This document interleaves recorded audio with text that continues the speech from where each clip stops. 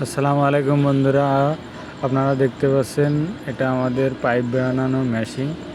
এটার ভিতরে দুটো পাইপ একসাথে তৈরি হয়। অনেক সুন্দরভাবে পাইপগুলো তৈরি হয়, একবারে শুকিয়ে বের হয়। তারপরে এগুলো সাইডে রাখা হয়। রাখার পরের দিন সকালবেলায় এসে পাইপগুলো আবার খোলা হয়।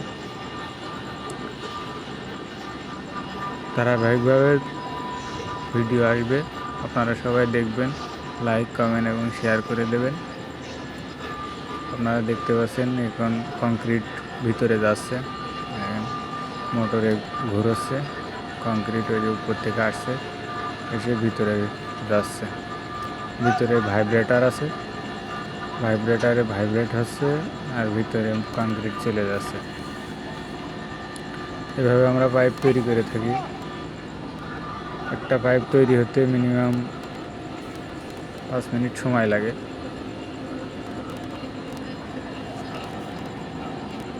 5 মিনিটের মধ্যে মনে করেন একটি নতুন পাইপ তৈরি হয়ে যায়।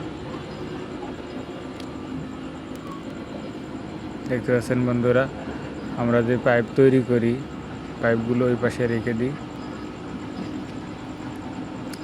এগুলো তৈরি হয় অটোমেটিক মেশিনের মাধ্যমে। একবার সুইচ চেপে দিলে অটোমেটিকভাবে পাইপ তৈরি হয়। আবার এক সুইচ চাপ দিলে মনে করেন পাইপগুলো বের হয়ে যায়। বিশাল বড় মেশিন।